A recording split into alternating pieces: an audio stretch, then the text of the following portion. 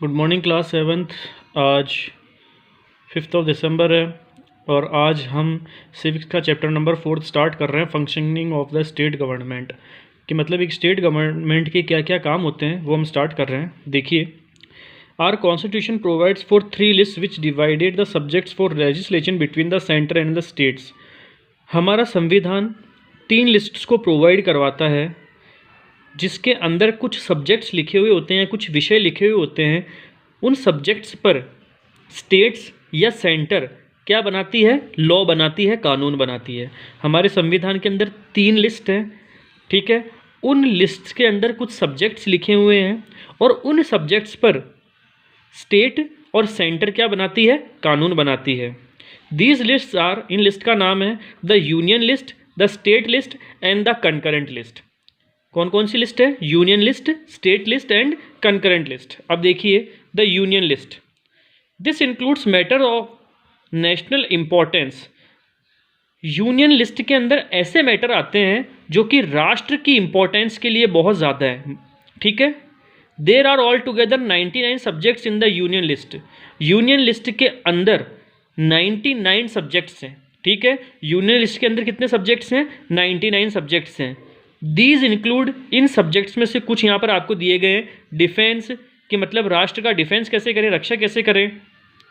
Foreign affairs, ठीक है। Foreign affairs का मतलब होता है कि दूसरे देशों से राष्ट्र का समझौता किस तरीके से करवाया जाए।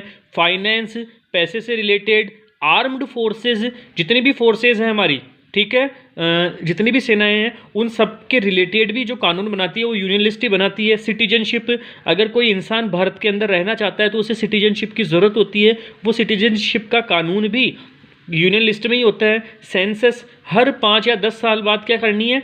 जनगणना करनी है। सेंसस का मतलब शिपिंग एंड नेविगेशन, ठीक है, एक्सपोर्ट इंपोर्ट करना, railways, Airways, post and telegraph, currency, मुद्रा से related, banking, atomic energy, etcetera. ऐसे करके टोटल 99 सब्जेक्ट्स हैं यूनियन लिस्ट में, ठीक है, जिससे रिलेटेड क्या बनाए जाते हैं? कानून बनाए जाते हैं।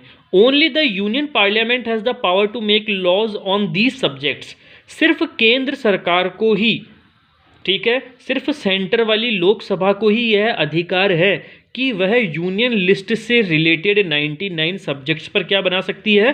कानून बना सकती है। अगर केंद्र सरकार ने यूनियन लिस्ट से संबंधित किसी भी कानून को बनाया है तो वह कानून हर एक राज्य में भी खुद ब खुद लग जाएगा, ठीक है। लेकिन यूनियन लिस्ट में कानून बनाने का अधिकार सिर्फ किसको है? लोकसभा को है, केंद्र सरकार को है, ठीक है क्लास।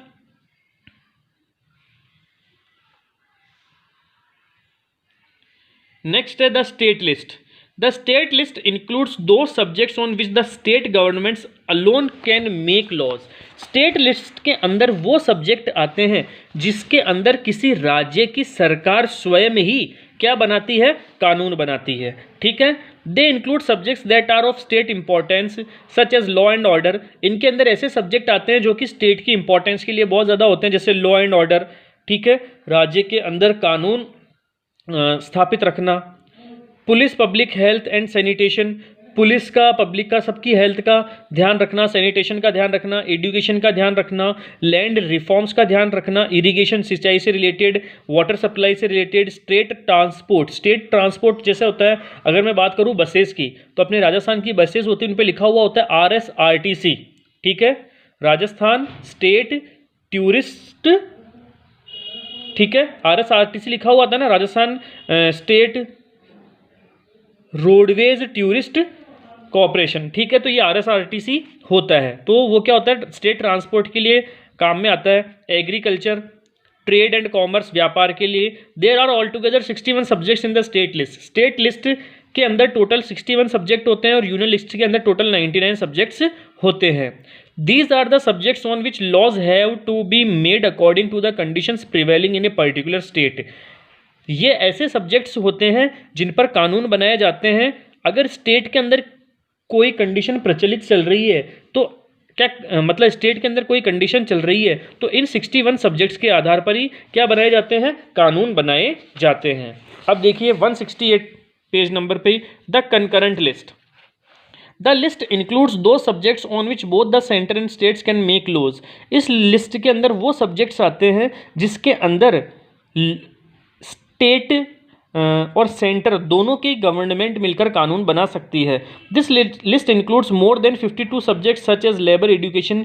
इस लिस्ट के अंदर 52 से ज़्यादा सब्जेक्ट आते हैं जैसे मजदूरी, education, civil and criminal procedures, marriage and divorce, economic planning, price control, electricity etcetera. These subject are of common concern at both the levels of government. ये सब्जेक्ट ऐसे होते हैं जो कि गवर्नमेंट के दोनों लेवल पर, दोनों लेवल का मतलब अपर हाउस और लोअर हाउस। अपर हाउस कौन सा होगा? स्टेट वाला। और लोअर हाउस कौन सा होगा? लोकसभा वाला। ठीक है, ये मतलब राज्यसभा और लोकसभा के लेवल से रिलेटेड सब्जेक्ट्स होते हैं। But if a law made by A state government on a subject of the current list is inconsistent with the law made by the centre of the same subjects, the central law will be prevail. लेकिन अगर मान लो किसी state ने कोई कानून बनाया है, ठीक है, और उस स्टेट ने उस कानून को लागू कर दिया है, लेकिन केंद्र सरकार भी उसी अगर मान लो किसी स्टेट ने कोई कानून बनाया है और उसे अपने राज्य में लागू कर दिया है और केंद्र सरकार भी उसी सब्जेक्ट से रिलेटेड कोई कानून बना रही है लेकिन वो उसको लागू नहीं कर रही है, तो वो किसी स्टेट पर भी लागू नहीं होगा। क्योंकि बात किसकी मानी जाएगी? पहले हमेशा सेंटर की गवर्नमेंट की ही हमेशा क्या मानी जाएगी? बात मानी जाएगी। तो क्लास 7th आज हम सिर्फ इतना ही पढ़ेंगे, बाकी का हम पढ़ेंगे हमारी नेक्स्ट क्लास में। Thanks class.